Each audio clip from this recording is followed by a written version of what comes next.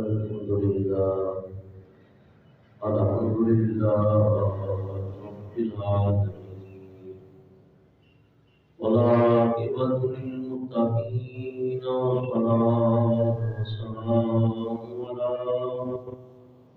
سيد الأنبياء والمرسلين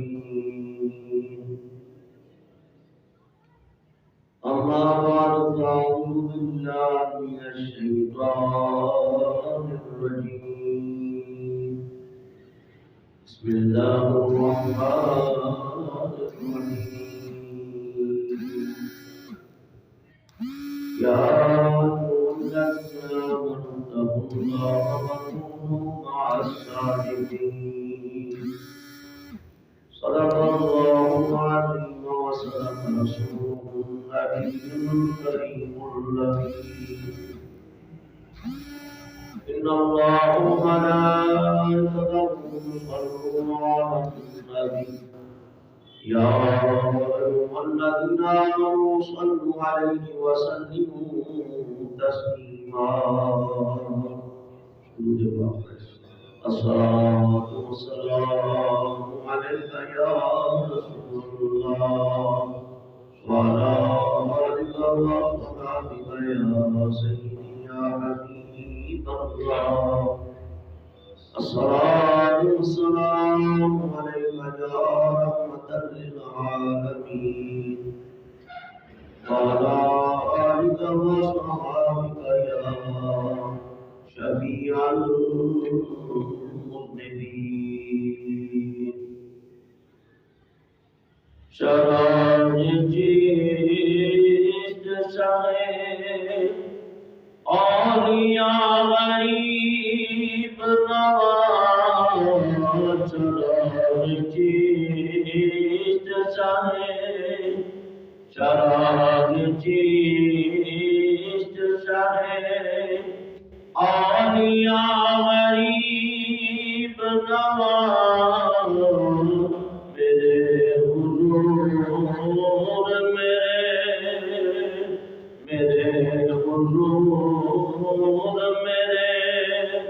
پیشوا غریب نواز چراغ جیت چاہے غریب جان کے ہر ایک نے مجھ کو ڈال دیا غریب جان کے ہر ایک نے مجھ کو ڈال دیا تم اپنے دل سے خواجہ جی تم اپنے دل سے نکالو غریب نواز تم اپنے دل سے نکالو غریب نواز چراغ جیت چاہے اولیاء غریب نواز میرے حضور میرے سجا ہے پاک بدل کلیار میں رولی سجا ہے پاک بدل کلیار میں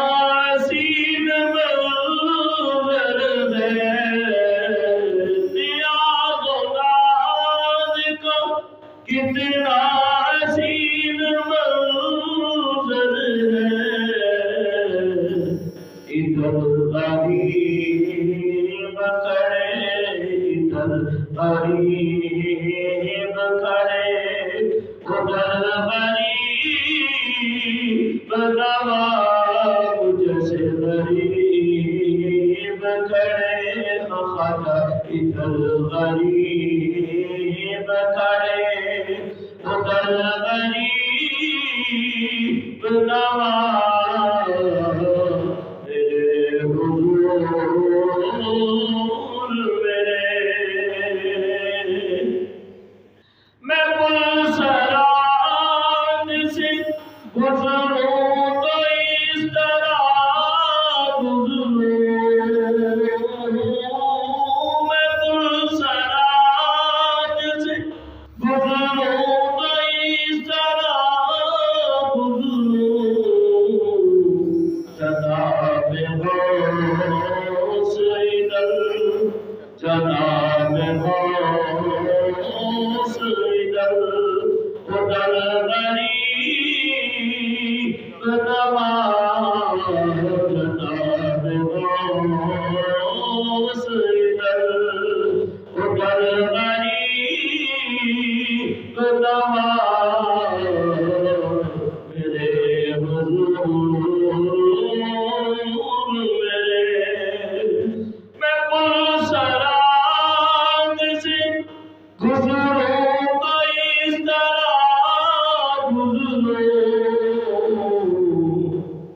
ادھر فرید کرے صابر کے پیر کرے حمد صابر کے پیر کرے ادھر فرید کرے ادھر غریب نواز چراغ چیشت چاہے اولیاء غریب نواز میرے حضور میرے تمہارے در سے تو لاکھوں غریب پلتے ہیں تمہارے در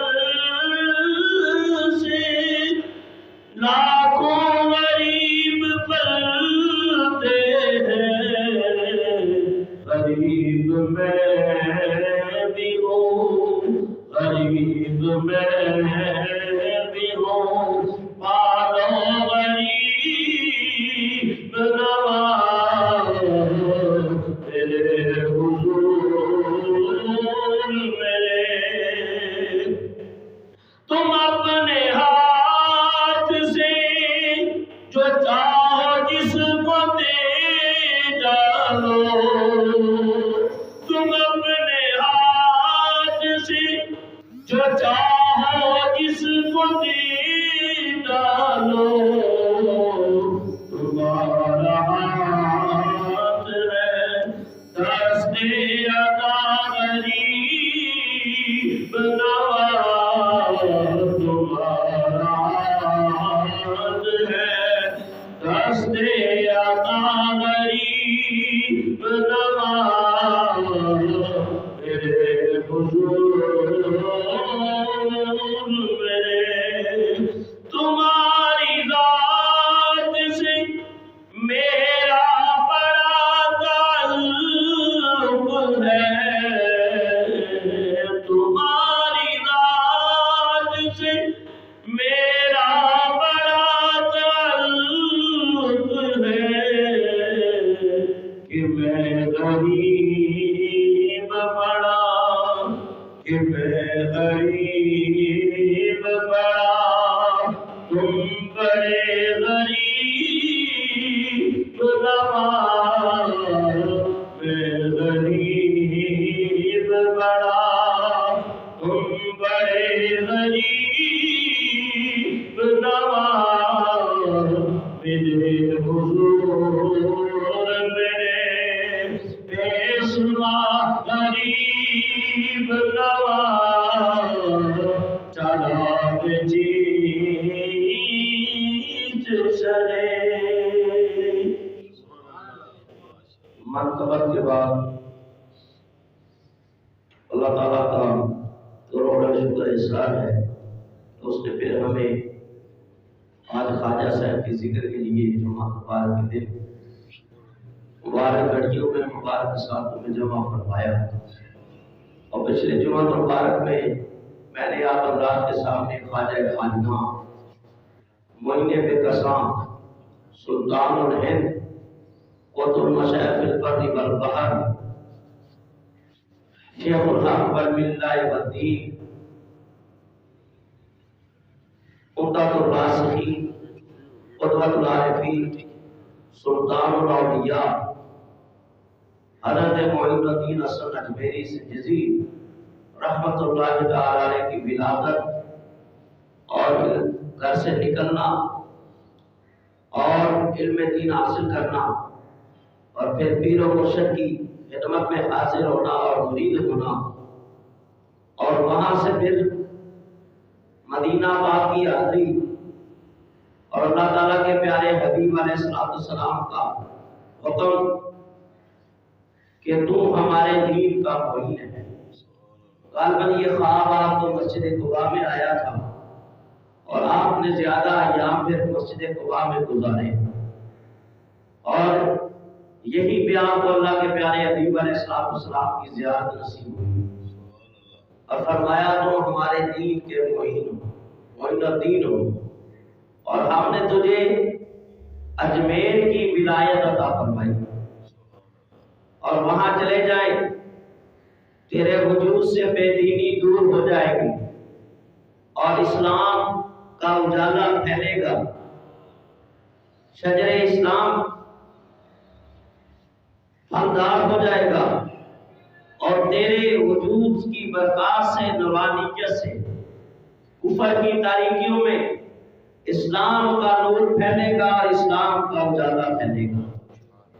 اور بعض لوگوں نے یہ بیان بھی کیا ہے کہ خواب میں اللہ کے حبیب علیہ السلام جب آپ کے دل میں خیال آیا کہ میں ایسی جگہ تو پہلے گیا ہی نہیں اجمیر میں اور پہلی مرتبہ جا رہا ہوں، تو خیال آیا اجمیر کا، تو آپ فرماتے ہیں خواب میں مجھے اللہ کے محبوب نے ایک انار عطا فرمایا اور فرمایا اس انار کے اندر دیکھو۔ آپ فرماتے ہیں جب میں نے اس کے اندر نظر کی تو ساری چیزیں میرے اوپر روشن ہو اور اجمیر بھی اور اس کے گرد و نواح میری نظروں کے سامنے تھا۔ اور ایک مزار ہے مخدوم جہانیہ جہاں گشت رحمۃ اللہ تعالی علیہ، اور شریف کے اندر آپ کا مزار ہے۔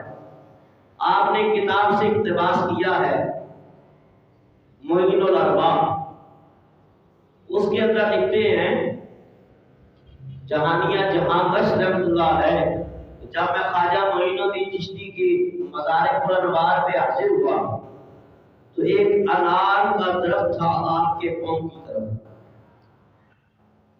اور اس کے اوپر روزانہ 7 پھل لگتے تھے، 7 پھل، اور جو بے اولاد ہوتے تھے اولاد کی نیت سے اگر کوئی وہ پھل کھا لیتا تھا تو اسے بے اولاد ہو جاتا تھا۔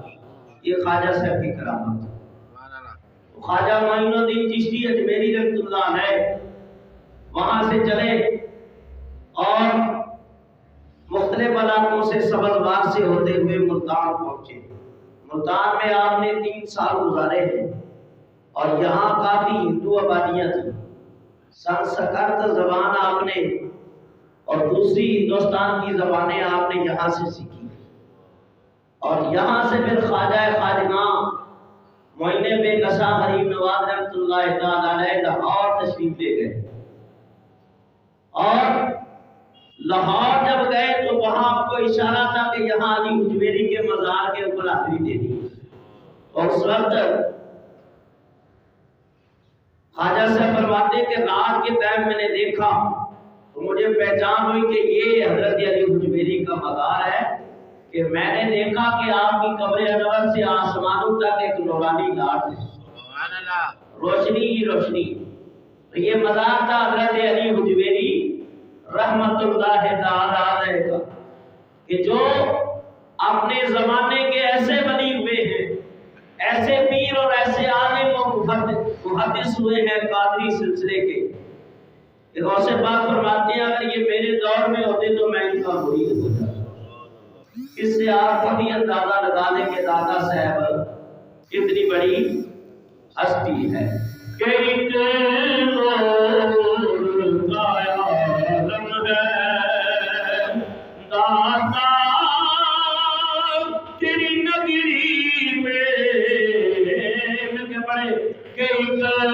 نور کا عالم ہے داتا تیری نگری میں رحمت کی چماچم ہے رحمت کی چماچم ہے داتا تیری نگری میں نور کا عالم ہے ایک داست تسلی ہے رکھا ہوا سینے پر ایک داست تسلی ہے رکھا ہوا سینے پر ہر زخم کا مرہم ہے داتا تیری نگری میں نور کا عالم ہے اور داتا صاحب وہ ہے کہ جہاں بڑے بڑے اولیاء نے آ کے اپنے سروں کو چھپایا حضرت بابا فرید الدین کان شکر رحمت اللہ تعالی علیہ جیسے جن کو شیخ الاسلام والمسلمین کا خطاب ملا اور زود الانبیاء کا لقب بھی آپ نے پایا ہے فرید الدین یہ بھی آپ ہی کا لقب ہے کان شکر بھی آپ ہی کا لقب ہے اور اپنے وقت کے بہت بڑے ولی ہیں لیکن وہ بھی داتا کی بارگاہ میں حاضر ہوتے ہیں اور بابا صاحب ابھی وقت نہیں کہ میں جن اولیاء نے یہاں حاضری دی ہے ان کی باتیں شروع کر دوں وہ خواجہ صاحب کا موضوع رہ جائے گا کہ حضرت بابا فرید جیسے جب جاتے تو 2.5 میل ابھی داتا کا مزار ہے کتنا 2.5 میل تو آپ کونیوں کے بعد چلنا شروع کر دیتے کسی نے کہا حضور آپ اتنی تکلیف فرمایا تمہیں نہیں پتا یہ کون سی بات ہے یہ بہت بڑی ہستی ہے حضرت علی حجویری تو یہاں اولیاء کتب ابدال اوتاد اور غریب نواز جیسے اپنے سروں کو جھکاتے ہیں تاجدار گولڈا پیر میر علی شاہ صاحب حضرت شاہ سلیمان قاسمی رحمۃ اللہ علیہ حضرت میاں میر لاہوری رحمۃ اللہ علیہ نظام الدین اولیاء محبوب الہی علاؤالدین صابر کلیری جمال الدین ہاشمی رحمۃ اللہ تعالی علیہ خواجہ نور محمد مہاروی رحمۃ اللہ علیہ بہاؤ الدین زکریا ملتانی رحمۃ اللہ علیہ شاہ رکن عالم حضوری قصوری رحمۃ اللہ علیہ آفت جمال ملتانی رحمۃ اللہ علیہ یہ تو مختصر نام لیے ہیں یہ اولیاء کرام نے بھی یہ داتا صاحب کی بارگاہ میں حاضری دی تو آپ اس سے آپ خود اندازہ لگا لیں یہ تو حقیقی سلطان ہے حقیقی وارث ہے حقیقی اولیاء اللہ ہے تو دنیا کے جو بادشاہ ہیں وہ بھی داتا کی بارگاہ میں چکے کہ ایک نور کا عالم ہے داتا تیری نگری میں ایک نور کا عالم ہے ہوتا سارے اونچا غریبوں کا ارے شاہوں کا بھی سرخم ہے یہاں شاہوں کا بھی سرخم ہے داتا تیری نگری میں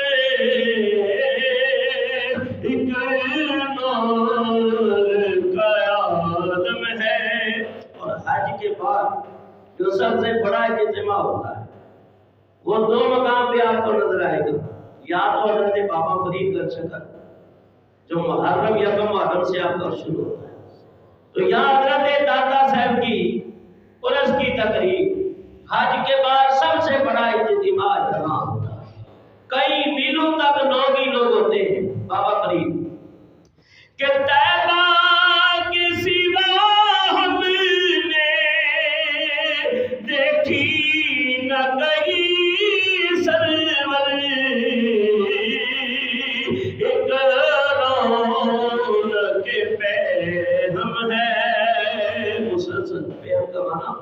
ایک رونق پہ ہم ہے داتا تیری نگری میں،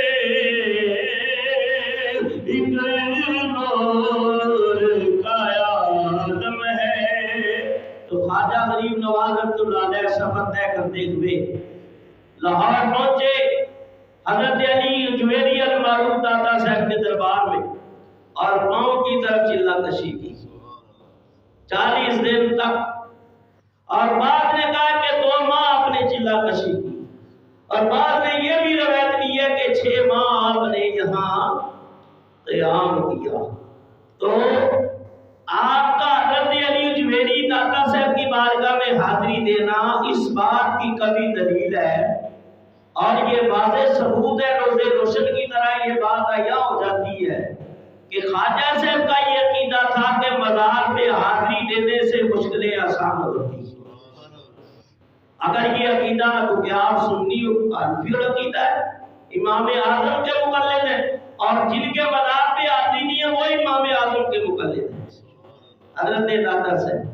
تو ان کا یہ عقیدہ، اور جن کے مزار پہ بات چلی ہے تو یہ بھی بتاتا چلو، توجہ چاہوں گا۔ داتا صاحب کہتے ہیں جب میں نے پڑھ لیا نا تو میں نے یہ سوچا کہ میں کس کا مقلد بنوں، تو میں نے اپنی حاضری حضرت بلال رضی اللہ عنہ کے مزار پہ دی، حضور کے پہلے معزز عاشق رسول حضرت بلال رضی اللہ تعالیٰ کہا یہاں جب سویا تو یہاں مجھے نبی پاک کی زیارت نصیب ہوئی، اور میں نے دیکھا کہ نبی پاک صلی اللہ علیہ وسلم باب بنی شیبہ سے حرم شریف میں جا رہے ہیں، اور ایک بوڑھا شخص ہے اس کو حضور نے سینے سے لگایا ہوا، اور میری طرف نبی پاک دیکھ کے فرما رہے ہیں علی جویری کیا سوچ رہے ہو، یہ تیرے اور مسلمانوں کے امام اعظم ابو حنیفہ۔ پتہ یہ چلا داتا صاحب کا بھی عقیدہ کہ مزار پہ مسئلہ حل ہوتا ہے، امام شافعی کا بھی عقیدہ ہے، امام مالک کا بھی عقیدہ ہے، امام احمد بن حنبل کا، یہ چاروں جو امام فقہ تھے ان کا عقیدہ اور تمام اولیاء اللہ کا عقیدہ ہے کہ مزار پہ حاضری دینا درست ہے، اور اسی کے اوپر ہم ہر سال جاتے ہیں مختلف مزارات کے اوپر، ضروری نہیں کہ سال کے بعد جائیں جب بھی وقت ملے گا، اس لیے فرمایا گنجباش پہلے عالم مظہر نور خدا ناکسارا پیر کاملانا رہنما۔ یہ حضرت خواجہ کی زبان پہ بلا اختیار یہ لفظ نکلے، بہت سارے لفظ آپ بھی نکالتے ہیں، لیکن جو اللہ کے ولی کی زبان سے نکلے وہ مقبول بارگاہ الہی ہو جاتے ہیں، وہ اللہ کی بارگاہ میں مقبول، خزانہ بخشنے والے، تمام دنیا کو بیت پہنچانے والے، نور خدا کے مظہر ہیں، آپ ناقصوں کے لیے پیر کامل ہیں اور کاملوں کے لیے رہنما ہے۔ خواجہ صاحب نے چلہ کر کے اور یہ شعر پڑھ کر یہ بتا دیا کہ یہ اولیاء اللہ اپنی قبروں میں مزاروں میں لیٹے لیٹے بھی خدا کی قدرت کے خزانے تقسیم کر رہے ہیں، اس لیے فرمایا اولیاء اللہ لا یموتون بل ینتقلون دارا الی دار، تفسیر کبیر جلد 2 صفحہ نمبر 98 ہے۔ امام فخر الدین رازی حنفی رحمۃ اللہ تعالی علیہ فرماتے ہیں کہ یاد رکھو اللہ والے مرتے نہیں ہیں بلکہ جگہ بدلتے ہیں، مکان بدلتے ہیں، اس لیے کون کہتا ہے کہ مومن مر گئے، کون کہتا ہے کہ مومن مر گئے، وہ قید سے چھوٹے اور اپنے گھر گئے، قید سے چھوٹے وہ اپنے گھر گئے، اور فرمایا اسے مل گئی سلطنت دو جہاں کی، جسے مل گیا تیرا در فیض عالم، اسے مل گئی سلطنت دو جہاں کی، جسے مل گیا تیرا در فیض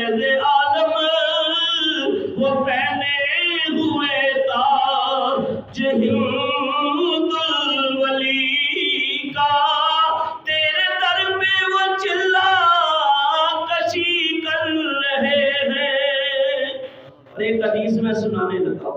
مسلم شریف جلد اول ہے، صفحہ نمبر 377 ہے، اور مستدرک جلد اول ہے، صفحہ نمبر 374 ہے، ابو داؤد جلد 2 میں صفحہ نمبر 205 ہے، اور پھر نسائی شریف جلد اول صفحہ نمبر 35، بیہقی جلد 2 صفحہ نمبر 77، اور قال رسول اللہ صلی اللہ علیہ وسلم انی کنت نہیتکم عن زیارت القبور الا فزوروها فإنه يرق القلب وتدمع العين وتذكركم الآخرة ولا تقولوا ہجرا.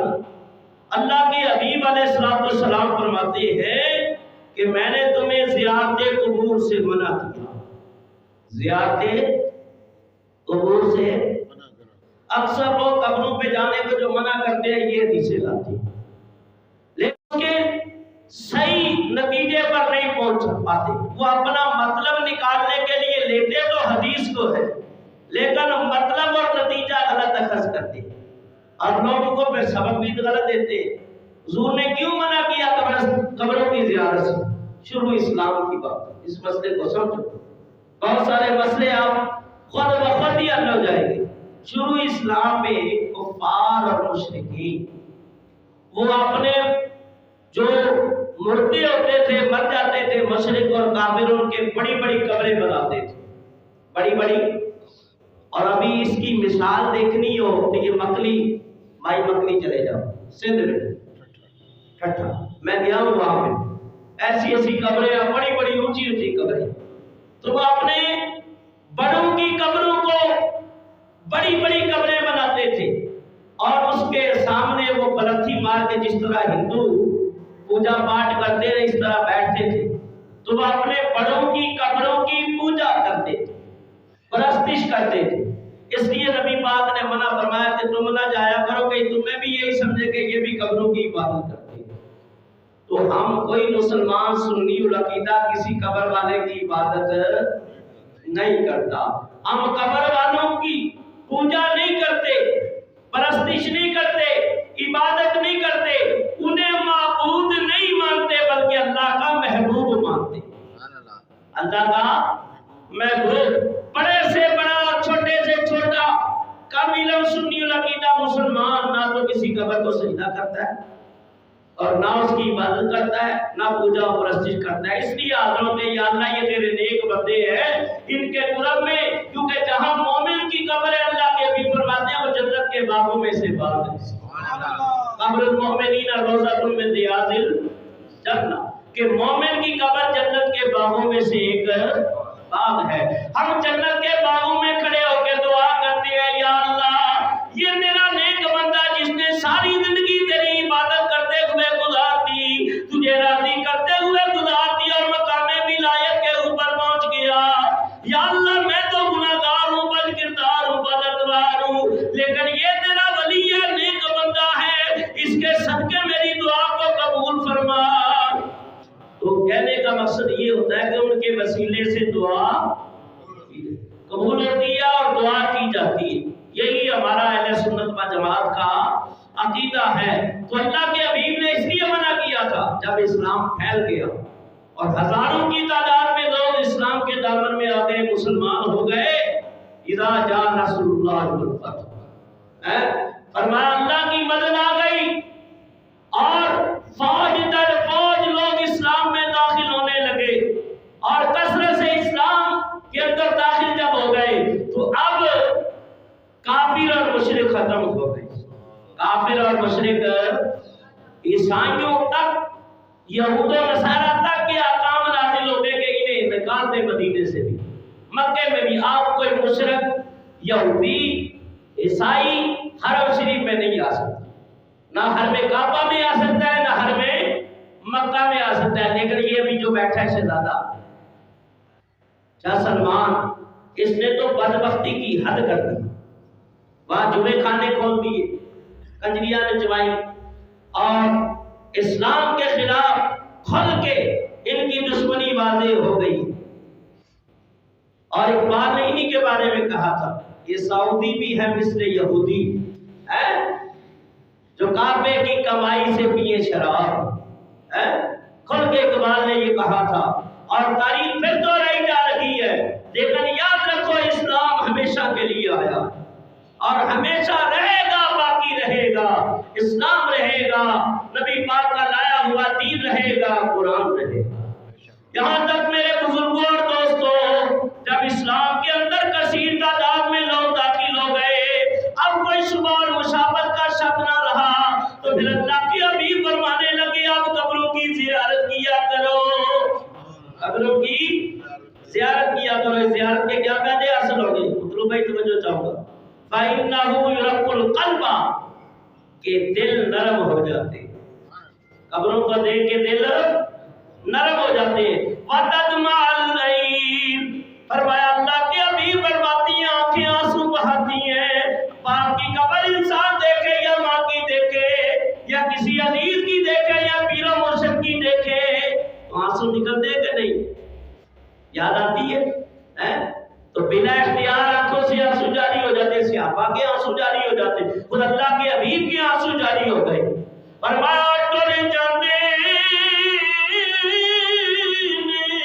پیارے جس نے دیو کیوں رومن تھوڑا، اور سب دکھا تو بڑا دکھ محمد جس دا نام میں چھوڑا۔ اس لیے فرمایا قبروں کی زیارت کرنے سے آنکھوں سے آنسو جاری ہو جاتے ہیں، اور تذکرکم الآخرہ، اور تمہیں یہ آخرت کی یاد، وَلَا تَقُولُ حِجْرًا، اور ایسے کلمات جہالت کے، ہجر کے جو شریعت کے خلاف ہے وہ نہ کہو۔ اور فرمایا فَقَدْ أُذِنَ لِمُحَمَّدٍ فِي زِيَارَةِ قَبْرِ أُمِّهِ فَزُورُوهَا۔ امام حاکم نے اپنی کتاب المستدرک، بڑی پیاری باتیں آ رہی ہیں، اس کو توجہ سے سن لو، جلد اول صفحہ نمبر 376۔ حضور اکثر دعا کرتے تھے یا اللہ میرے ماں باپ کی بخشش فرما، میرے ماں باپ کی بخشش فرما۔ اور امام محمد فرماتے ہیں جو چاہتے ہیں اس کی روزی میں برکت ہو جائے، ماں باپ کے لیے بخشش کی دعا مانگا۔ اور پھر اللہ کے حبیب فرماتی ہیں مجھے اجازت عطا ہو گئی، میں اپنے ماں باپ کی قبروں کی زیارت کے لیے گیا۔ ان عائشہ رضی اللہ تعالی عنہا ان رسول اللہ صلی اللہ علیہ وسلم سأل ربه ان يحيي ابويه فاحياهما له فآمنا به ثم اماتها الحاوی للفتاوی، فتوے کی کتاب ہے، جلد 2 میں صفحہ نمبر 230 ہے۔ اور راوی اس حدیث سے مبارکہ کی حضرت سیدہ ام المومنین سیدہ عائشہ صدیقہ رضی اللہ تعالی عنہا ہے۔ آپ فرماتی ہیں کہ اللہ کے پیارے حبیب علیہ السلام اپنی اماں ابا کی قبر انور کے اوپر تشریف لائے۔ مقام ابوا پہ آپ کی والدہ سیدہ آمنہ کی اور والد کی، ان کے قبیلے یا مدینہ کا مختلف روایتیں، تو اللہ کے حبیب نے آ کے قبروں کی زیارت کی، اور آج بھی حضور کی والدہ کا جو مزار مقام ابوا پہ نجدی حکومت نے گرا دیا۔ اگلے دن بھی دیکھ رہا تھا براہ راست کوئی گیا عاشق اور وہاں سفید چادر قبر انور پہ ڈال رہا ہے۔ جو بھی گزرتا ہے یہ تو ہو ہی نہیں سکتا کہ نبی پاک کی والدہ کی مزار پر انوار کا پتہ چلے اور عاشق رہ جائے، تو جن کو پتہ چل جاتا ہے وہ پہنچ جاتے ہیں۔ تو اسی مقام پہ حضور تشریف لائے، اور یہی 6 سال کی عمر تھی اللہ کے حبیب کی جو والدہ نے دنیا سے پردہ کیا تھا، اور آپ نے دعا کی اللہ نے والدہ کو قبر میں زندہ کر دیا، زندہ کر دیا والد اور والدہ کو بھی، اور انہوں نے حضور کا کلمہ پڑھا۔ وہ قیامت تک یہی کلمہ ہے۔ بعد نے کہا وہ دین ابراہیم پہ دنیا سے گئے تھے، پکے موحد تھے، کافر و مشرک نہیں، معاذ اللہ کو یہ سوچے بھی نہ۔ بعض لوگ منہ بھر کے کہتے ہیں استغفر اللہ کہ نبی پاک کے والدین ایمان والے نہیں ہو۔ بھائی مانو ایسی باتیں کرتے ہو کہ جن کے بیٹے محمد عربی کے صدقے پوری دنیا کو کلمہ نصیب ہو گیا، ان کے والدین مسلمان تھے۔ کیسی بات کرتے ہو؟ آپ کہو خدا کا خوف کرو، کہیں ایسا نہ ہو اس پہ عربی کی وجہ سے اللہ تمہارا ایمان ہی چھین لے، اب تمہیں آخری دم کلمہ ہی نصیب نہ ہو، اور قیامت کے دن حضور بھی لوگ پہن لے کہ دنیا میں میرے ماں باپ کے بارے میں ایسی باتیں کرتا تھا۔ علامات والحبیب، اللہ تعالیٰ سے توبہ کیا کرو، ایسی بات سوچنا بھی میں کہتا ہوں گناہ ہے، کہنا تو دور کی بات ہے۔ اللہ کے حبیب علیہ السلام آپ کی دعا سے والدین کو اللہ نے زندہ کیا، انہوں نے حضور کا کلمہ پڑھا،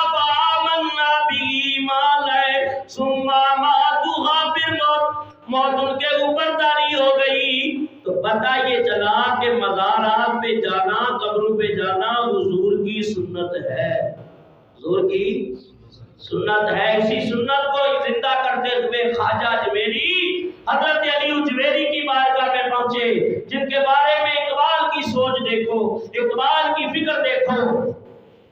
اور اقبال 1936 کے اندر جب آنکھوں کا علاج کرنے کے لیے لاہور آئے تو 1 سال تک مسلسل روز داتا صاحب کی بارگاہ میں حاضری دیتے اور آدھا گھنٹہ بیٹھتے قرآن کی تلاوت کرتے۔ اقبال جب تلاوت کرتے نا تو رات قرآن کے آنسوں سے بھر جاتے۔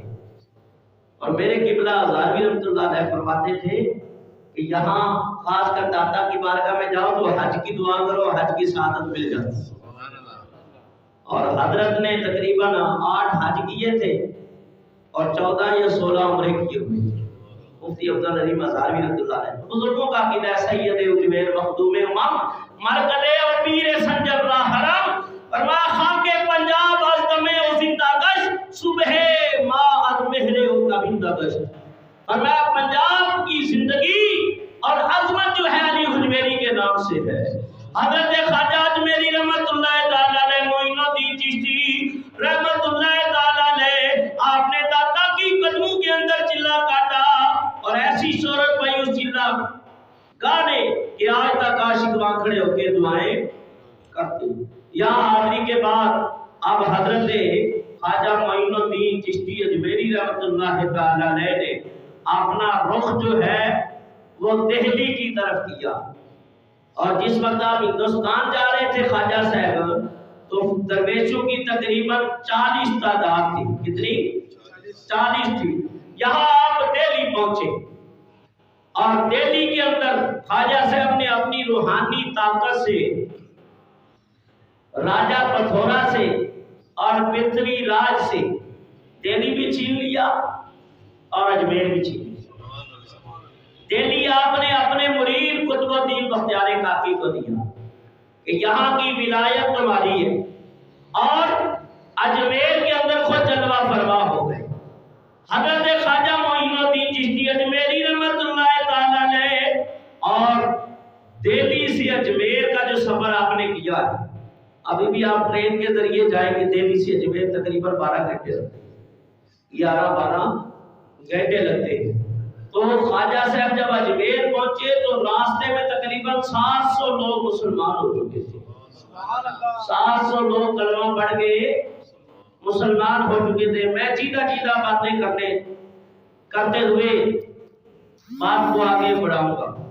راستے میں ایک علاقہ آتا ہے سونی پت، بہرام، سمانا، تراوڑی، سر سبندی، یہ سارے علاقے آتے ہیں۔ خواجہ صاحب ان علاقوں سے سفر کرتے ہوئے آئے۔ حضرت خواجہ معین الدین چشتی اجمیری رحمت اللہ تعالی علیہ اور سونی پت کے اندر ایک مزار ہے سیدنا امام ناصر الدین رحمت اللہ تعالی علیہ، تو ان کے آستانے پہ حضرت خواجہ معین الدین نے اعتکاف کیا، یہاں ٹھہرے۔ اور یہاں سے آپ جب آگے چلے سمانا ایک علاقہ ہے، قرام اور سمانا کے اندر جب پہنچے تو وہاں کا ایک راجہ ہے پرشوتم لال، وہ آیا آپ کی بارگاہ میں خواجہ صاحب سے کہنے لگا کہ میں چاہتا ہوں کہ آپ میرے محل میں آرام فرما دیں۔ حضرت خواجہ معین الدین چشتی اجمیری رحمت اللہ تعالی علیہ فرمانے لگے ہمارے بزرگوں نے، ہمارے بڑوں نے بھی محل کو پسند نہیں کیا، اور خاندان جس کے جتنے بزرگ ہیں انہوں نے اس چیز کو پسند نہیں کیا اور میں بھی پسند نہیں کرتا۔ تو اس نے کہا پھر حضرت ایک بات اور عرض ہے، وہ اندر سے تو دشمن تھا اور باہر سے وہ بڑی تعریفیں کر رہا تھا، اور پرتھوی راج کا وہ بندہ تھا، اور وہ چاہتا تھا کہ کسی طرح خواجہ صاحب کو زہر دے دیا جائے اور پرتھوی راج کی نگاہوں میں میرا مقام پڑ جائے۔ تو آج بھی لوگوں کو کسی کی نگاہ میں مقبول ہونے کے لیے لوگوں کی پرواہ نہیں کرتے، مار دیتے ہیں۔ لیکن یاد رکھو کسی مسلمان کو جان بوجھ کے قتل کرنا اپنے آپ کو جانبی بنانا۔ تو پرشوتم لال نے کیا کیا؟ کہا کہ حضرت بات یہ ہے پھر جتنے دن آپ یہاں ڈیرا ڈالیں گے، سمانہ سے 8 فرس یا 14 فرس کے بازے پہ آپ نے ڈیرا ڈال دیا، کھانا محل سے آئے گا۔ تو وہ قوم کا راجپوت تھا، قوم کا راجپوت، راج دیانی کرتا تھا وہ سمانہ کے اوپر۔ تو آپ نے پہلے فرما دیا کہ کھانا تو ہم کھا لیں گے لیکن تم ہمیں کوئی زہر زور تو نہیں دے گا، پہلے ہی کہہ دیا۔ کہا نہیں حضرت یہ کیسے ہو سکتا ہے، آج تک راجپوتوں کی یہ رسم اور پرمپرا چلی آ رہی ہے کہ اپنے مہمان کی مہمان نوازی ہم دل سے کرتے ہیں۔ آپ نے فرمایا ٹھیک ہے۔ کھانا آ گیا، درویش بھی آ گئے، تو خواجہ صاحب کے درویش بڑے خوش ہوئے کہ کھانا آ گیا محل سے، اب کھائیں گے۔ تو خواجہ صاحب نے ایک نگاہ سے دیکھ لیا تھا اور فرمایا جہاں مشتبہ چیز ہو، اللہ کے حبیب فرماتے ہیں پڑھو بسم اللہ لا یضر مع اسمہ شیء فی الارض ولا فی السماء، شک ہو یا نہ ہو یہ دعا ضرور پڑھا۔ میں تو یہ کہتا ہوں بسم اللہ وعلا برکت اللہ، بسم اللہ الذی لا یضر مع اسمہ شیء فی الارض ولا فی السماء، وہ کھانا کبھی آپ کو نقصان نہیں دے گا۔ اگر اس دعا کو 7 مرتبہ پڑھ لیا جائے تو سونے پہ سوتا ہے۔ برکت کے اوپر نور کے اوپر نور نالا نور ہے۔ یہاں تک کہ حضرت خواجہ کی نظر پڑی، آپ نے کھانے کے اوپر ایک نگاہ کی اور فرمایا جتنا زہر ہے وہ سارا ایک ورق سامنے رکھ دیا، اس کے اوپر آ جائے۔ وہ جتنا زہر تھا نکل کے سبوک کی صورت میں اس بڑھیا کے اوپر آ گیا۔ تو آپ نے فرمایا اللہ کا نام لے کے اب کھانا کھاؤ۔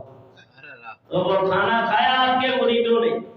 تو آپ نے اس کے نمائندے اور قاصد کو بولا پرشوتم سے جا کے کہہ دینا کہ یہ زہر آپ اپنا واپس لے لیں۔ جب قاصد نے جا کے دیا تو پرشوتم کی ماں بیٹھی ہوئی تھی، راجپوتری وہ بیٹھی ہوئی تھی، انہوں نے بولا تو نے تو آج ہماری ناک کٹوا دی ہے پرشوتم، تو نے ناک کٹوا دی ہے، اور راجپوتوں کی یہ رسم نہیں رہی ہے، مہمانوں کی عزت کرتے ہیں۔ تو اس نے کیا کیا، ماں نے یہ کہا تو بڑا ہی کم وقت ہے، تیزے جیسے سام کو میں پیدا نہ کرتی تو بہتر تھا۔ تو جب ماں کو اس نے تانے سنے تو پرشوتم نے وہ زہر اتنا زہریلا تھا کھایا اور فوراً مر گیا۔ اور پرشوتم کی ماں نے بھی اب اندر کمرے میں داخل ہو کے اپنے اوپر تیل چھڑک کے آگ لگا دی، دونوں مر گئے اور بدعقیدگی کے اوپر مرے۔ تو اللہ کے ولیوں سے ٹکر لینے والے اپنی موت خود مر جاتے، اس لیے فرمایا الا ان اولیاء اللہ، اللہ کے ولیوں پر کوئی خوف نہیں، ولا هم يحزنون، اور نہ کبھی وہ غمگین ہوں گے۔ اللہ تعالیٰ ان کی حفاظت کرتا ہے، وہ اللہ تعالیٰ کی نگاہ قدرت میں ہوتے ہیں۔ تو خواجہ معین الدین چشتی اجمیری رحمۃ اللہ علیہ یہاں سے آگے چلے، مختلف علاقوں سے ہوتے ہوئے اجمیر پہنچ گئے۔ اس کا نام تھا آجا، آجا، اور دوسری زبان میں اس کو کہتے تھے میر۔ تو کثرت استعمال کی وجہ سے آج میل ہو گیا۔ تو یہی حضرت خواجہ اجمیری رحمۃ اللہ تعالیٰ علیہ نے آ کے ڈیرا لگا لیا۔ مشہور روایت ہے راجہ کے اونٹوں کی جگہ، اور مشہور کرامت دیکھی وہ اونٹ اٹھے نہیں جب تک خواجہ صاحب کی زبان سے نکلا نہیں، اور جب نکلا تو وہ اٹھ بیٹھے، اور آپ کی یہ کرامت دیکھ کے کئی ہندو مسلمان ہو گئے، کلمہ پڑھ کے دامن اسلام کے اندر آ گئے۔ پھر آپ وہاں سے اٹھے اور انا ساگر کے کنارے جا کے ڈیرا لگا۔ یہ بہت بڑی جھیل ہے، تقریباً 12 یا 13 کلومیٹر بنتی ہے، اور پرتھوی راج نے 7ویں صدی ہجری کے اندر اس شہر کو آباد کیا تھا اجمیر۔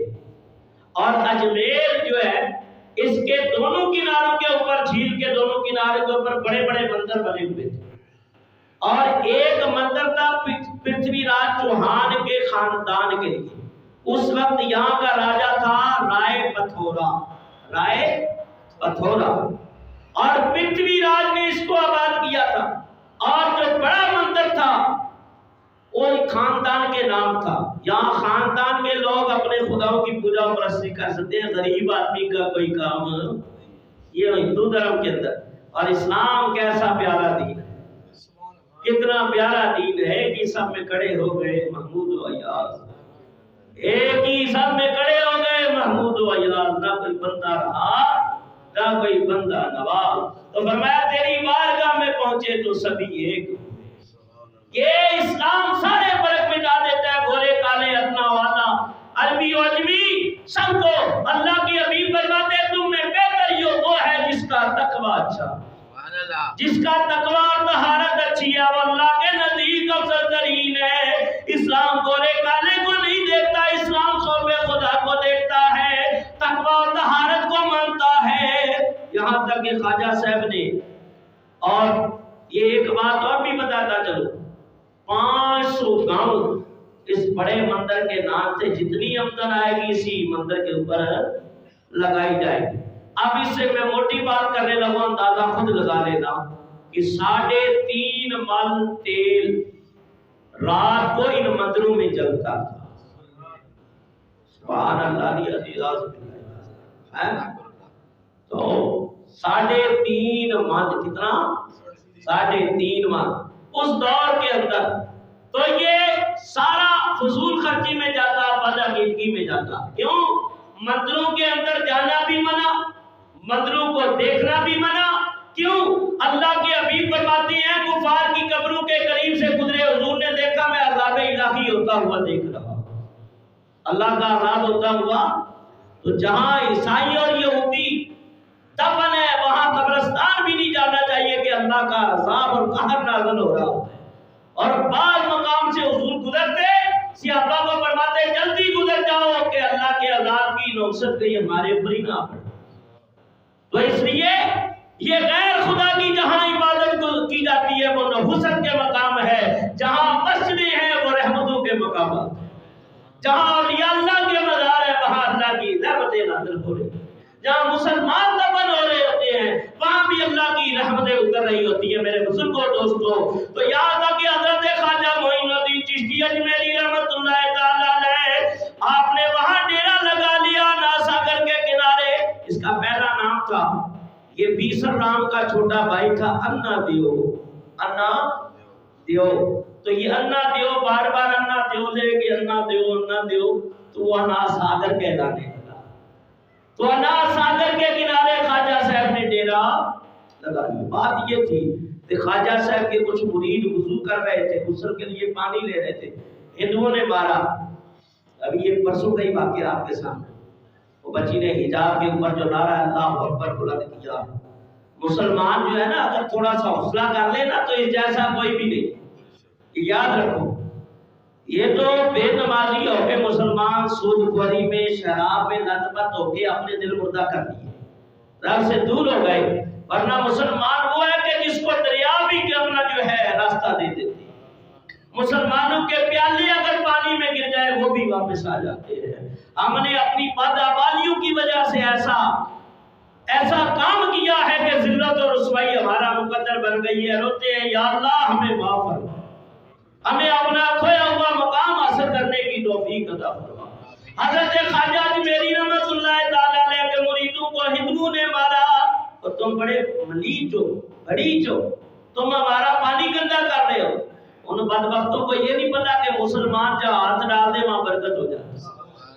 مسلمان کے جھوٹے میں شفا ہے، مومن کے جھوٹے میں اللہ نے شفا رکھی ہے. لیکن یہ جو زیادہ پڑھے لکھے لوگ ہیں نا، برا نہیں منانا، بیچ میں بیٹھے ہوتے ہیں، برا نہیں منانا، کسی کا بچا ہوا پینا گوارا نہیں کرتے. تو مسلمان کے جھوٹے میں یاد رکھو، اور پیر و مرشد اور استاد اور امام ہو. او سبحان اللہ. میرے استاد قبلہ ہزاروی صاحب حدیث پڑھا رہے ہوتے، پانی رکھا ہوتا، حضرت پیتے تھوڑا پیتے، عادت تھی تھوڑا چھوڑ دیتے، اور میں دیکھتا کہ حضرت کی جیسے نگاہ ادھر گئی ہے میں اٹھا کے پی لیتا تھا. تبرک کو سمجھ گئے. محنت میں نے اتنی نہیں کی ہے پڑھائی میں، یہ یاد رکھو. یہ سب بزرگوں کی دعاؤں کا اثر ہے. جب استاد صاحب آتے تو میں فوراً دفتر پہ بیٹھا ہوتا تھا، انتظار ذرا بھی میرا استاد آئے. تو جیسے آتے طلباء باہر جاتے کمروں میں، میں سب سے پہلے آگے بڑھ کے سلام کرتا، دستبوسی کرتا، پھر حضرت کی جوتیاں اٹھا کے سینے سے لگاتا. تو یہ اس بزرگوں کی جوتیاں اٹھانے کی بدولت ہے اللہ تعالیٰ نے اتنی توفیق دی ہے. چند جملے آپ کے سامنے کہہ رہا ہوں تو یاد رکھو ادب سے بڑا مقام ملتا ہے. بادب بانصیب بے ادب بے نصیب، چاہے وہ اولاد بھی ہو اگر بے ادب ہے تو وہ بے نصیبی. کیوں؟ یہ بے نصیبی کی وجہ سے نوح علیہ السلام کا بیٹا کافر ہو گیا. اب یہ نہیں بولتا مفتی صاحب کا بیٹا ایسا، میرا کوئی قصور نہیں، میں کوشش کرتا ہوں اپنی تربیت اچھی کرنے کی، لیکن اگر کسی کی نصیب میں بد نصیبی ہے تو میں کچھ نہیں کہہ سکتا. لوط علیہ السلام کی بیوی کافرہ ہو، کافرہ ہوئی کہ نہیں ہوئی؟ آدم کے گھر پلنے والا تو خلیل اللہ ابراہیم ہو جائے، نوح علیہ السلام کا بیٹا کافر ہو جائے، فرعون کی بیوی آسیہ جنتی ہو جائے، تو فرمایا یخرج الحی من المیت ومخرج المیت من الحی، وہ زندوں سے مردہ اور مردوں سے زندہ نکالتا ہے. کافروں کے گھر مومن پیدا کر دیتا ہے، مومنوں کے گھر کافر پیدا کر دیتا ہے، بدبختوں کے ہاں نیک اور نیکوں کے ہاں بد پیدا کر دیتا ہے. یفعل اللہ ما یشاء، بے نیاز جو ہوا جس طرح چاہتا ہے اپنی قدرت کا اظہار فرماتا ہے. تو خواجہ معین الدین چشتی اجمیری کے مریدوں کو ہندوؤں نے مارا اور کہا تم ملیچ ہو، تم نے ہمارا پانی گندا کر دیا. تو خواجہ صاحب نے اپنے مریدوں کو دیکھا زخمی حالت میں، ظاہر پیر کامل کے رہا نہ گیا، تو کہا حضرت وہ کہہ رہے کہ اب ادھر نہیں آنا، کل ہمارے بڑا دن ہے اور اشنان ہونے والا ہے، 10,000 آدمی اشنان کرے گا. کتنے؟ 10,000 آدمی اشنان کریں گے، تو تم ادھر رخ نہیں کرنا. اشنان کا مطلب نہانا. ان کا ہندوؤں کا عقیدہ تھا نا ساگر میں ہم غسل کریں گے تو ہمارے سارے گناہ گر جائے گا. تو سب سے بڑا گناہ تو کفر ہے، اللہ کو نہ ماننا. تو وہ تب ختم ہوگا جب پڑھو گے لا الہ الا اللہ محمد رسول اللہ صلی اللہ علیہ وسلم. اور ہمارا عقیدہ ہے کہ ہمارے گناہ کب دھلتے ہیں؟ کلمہ پڑھنے کے بعد ہم گناہگار ہیں، سیاہکار ہیں، جب مدینے والے کی بارگاہ میں جاتے ہیں ہمارے گناہ معاف ہو جاتے ہیں. اور قبولیت حضور فرماتے ہیں من زار قبری وجبت لہو شفاعتی، جس نے میری قبر کی زیارت کی میری شفاعت. کہ رحمت برس رہی ہے محمد کے شہر میں، رحمت برس رہی ہے محمد کے شہر میں، بارشیں میں تازگی ہے محمد کے شہر میں. ایسا لگتا ہے جیسے آپ کو قورمہ کھانے کے لیے میں نے بٹھایا ہوا. مل کے پڑھو کہ رحمت برس رہی ہے، مل کے پڑھو رحمت برس رہی ہے محمد پر آتی بخشوانے یہاں گناہوں کو گناہگار. قرآن کی آیت کا ترجمہ بناؤ اور جاؤں گا جب اپنی جانوں پہ ظلم کر لو تو میرے حبیب کے دربار میں آ جاؤ. فاستغفر اللہ، پھر اللہ سے معافی مانگو. فاستغفر لهم الرسول، اور رسول بھی تمہارے لیے بخشش مانگے دعا کرے. لوجد اللہ توابا رحیما، اللہ کو بخشنے والا پاؤ گے. مجھے یہ بتاؤ یہ ہے صرف حضور کے دور تک تھی؟ قرآن جب تک رہے گا قرآن کا حکم بھی رہے گا. قرآن جب تک رہے گا اس کے حکم پہ عمل پیروی ہوتا رہے گا. تو قیامت تک حضور کے دربار میں گناہگار آتے رہیں گے، اللہ کے حبیب دعا کر کے بخشواتے رہیں گے. آتے ہیں بخشوانے گناہوں کو گناہگار، خیرات مل رہی ہے محمد کے شہر میں، خیرات مل رہی ہے محمد. تو دوسرا دن ہندوؤں کا میلہ تھا، 10,000 آدمی مختلف علاقوں سے آئے ہوئے تھے، اسنان کرنا تھا. خواجہ صاحب بھی پہنچ گئے. خواجہ صاحب جب پہنچے نا تو وہ آگے بڑھے جسارت اور بے ادبی کرنے کے لیے. آپ نے فرمایا رک جاؤ. بھائی یہ ہمارے پاس لوٹا ہے، تو یہ اگر ہم اس کا منہ بھی نیچے نہیں کریں گے، جہاں سے بہتا ہے نا وہ ہم نیچے نہیں کریں گے، بس اوپر سے ہی ہم بھریں گے، اوپر سے ہی ہم بھریں گے، بس ایک لوٹے کی اجازت ہے، تمہاری مہربانی ہے، ہم مسافر ہیں۔ کہا ٹھیک ہے ایک ہی لوٹا، کہاں ایک ہی لوٹا؟ لوٹا کس کا تھا؟ خواجہ صاحب کا تھا، مشہور کرامت ہے۔ اور کتنی کتابوں کے حوالے میرے سامنے کتابیں ہیں، لائبریری میں حوالے موجود ہے، ہند کی تاریخ پڑھ کے دیکھو، اجمیر کی تاریخ پڑھو، سلطان شہاب الدین غوری کی سوانح یاد پڑھو، اس کے اندر یہ لکھا ہوا ہے۔ خواجہ صاحب نے کہا مرید قطب الدین کو، کہا جب تم بھرو نا تو یا بدوہن پڑھنا، یا بدوہن، آنکھیں بند کرنا، تم آنکھیں بند رکھنا، ہم آنکھیں کھلی رکھیں گے۔ سبحان، اسلام نے تاریخ نے اسلام کی یہ بات 2 مرتبہ دہرائی، ایک تو کربلا میں پانی بند کیا، آج پھر حسین کے بیٹے میں پانی بند کیا جا رہا ہے، لیکن وہاں اسلام کو بچانا تھا تو استقامت دکھائی، یہاں اسلام کو پھیلانا تھا تو کرامت دکھائی، یہاں خواجہ نے کرامت دکھائی۔ اور حضرت علی اجمیری رحمۃ اللہ تعالی علیہ کے مرید نے پانی کا لوٹا بھرا، ادھر سے اللہ کا حکم بھی پہنچا، کیونکہ نبی سے ہو تو معجزہ ہوتا ہے، ولی سے ہو تو کرامت ہوتی ہے۔ فرمایا کہ اللہ نے زمین کی تنابوں کو کھول دیا، جیسے نوح علیہ السلام کی قوم پہ جو پانی کا عذاب آیا، ایک ہی اللہ کا پیغام پہنچا، پانی سارا زمین نے کھینچا، کیوں کھینچا؟ اور بعد نے کہا کہ وہ ایک لوٹا ہی تھا، اس کے اندر سارا پانی بھر گیا، لیکن بعد جو فلسفی اور منطقی ذہن رکھنے والے بڑے لوگ ہیں وہ کہتے ہیں یہ کیسے ہو سکتا ہے، یہ تو ہو ہی نہیں سکتا۔ میں بے وقوف اگر قرآن پڑھ لے تو سمجھ آ جائے گا کہ حضرت موسیٰ کا ایک ڈنڈا تھا کہ نہیں تھا، ایک ہی آسا تھا، 70 من رسیوں کے اوپر پارا جادوگروں نے چڑھایا ہوا تھا، جو کلیم اللہ کے مقابلے میں وہ سب کو نکل گیا، سانپ بن کے سب کو نکل گیا۔ جب اٹھایا تو آسے کا آسا 70,000 کدھر گیا، 70 من کدھر گیا؟ تو پتہ یہ چلا کہ اگر کلیم اللہ کا آسا 70 من رسیوں پر نکل سکتا ہے تو خواجہ کا لوٹا بھی پانی کو نکل سکتا ہے۔ سبحان اللہ، نبی سے ہو تو معجزہ ہے، ولی سے ہو تو بھئی اگر میں چکو گل آگئی ہے درگاہ سبحان اللہ، یہ تو کام آئی ہے، سب کہیں کہ وہ سمجھ آگے، سب کو سمجھ آگے۔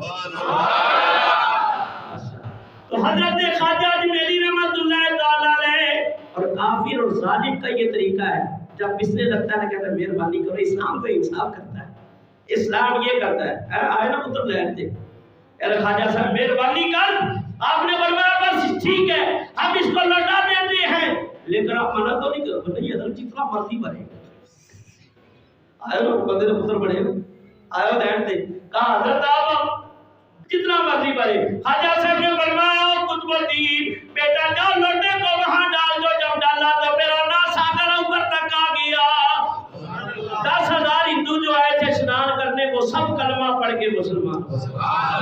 چلا یہ چیز سہے اولیاء غریب نواز، پڑھو میرے حضور میرے حضور میرے پیشوا غریب نواز، میرے حضور میرے نیاز و ناز کا کتنا حسین منظر ہے، ادھر غریب کرے خواجہ جی، ادھر غریب کرے ادھر غریب نواز، میرے حضور میرے۔